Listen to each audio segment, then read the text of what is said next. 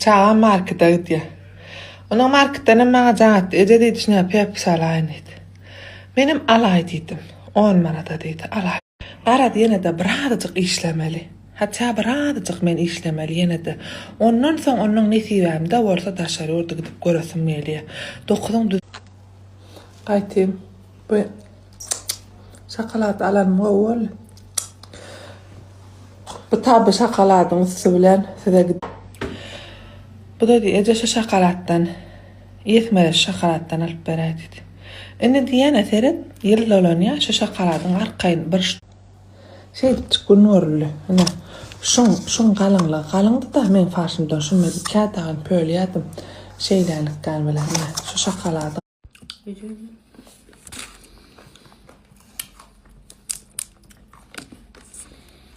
Her gün 5 kampta bir saat çıkma öyle ama ki. Hep bollum. Utullu kurtlar demesem diye.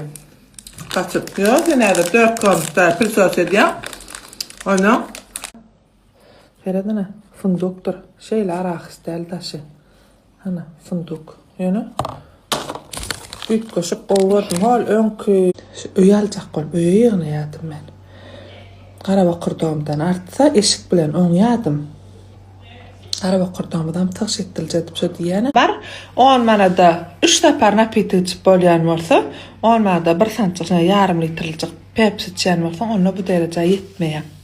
Vaqtında şu kuxun stolun üstüne şu duruyan hangatlar bilen hep tutup vurdum bunu. Burnundan yetirdim yankı napit içip Pepsi'nin ağzasını açan o kılçaran o. Bir bloğun içine 10 kınalığı var.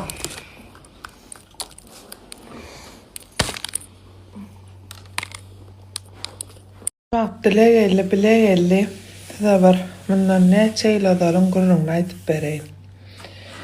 Artan şu at 7. klas.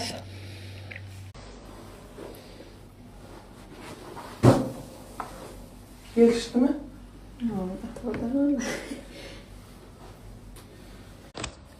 TikTok'ta trend bolupdur.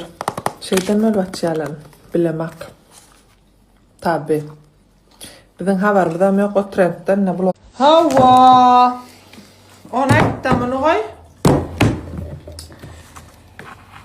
Arzu Hanım da bana yine de kanıtan dastaf getirdi. Yönü hazır güçlüden bilip şu account'un belli koyan ihtimal.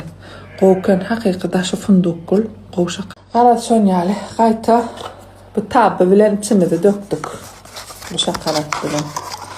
Bir karok kalsam diyene.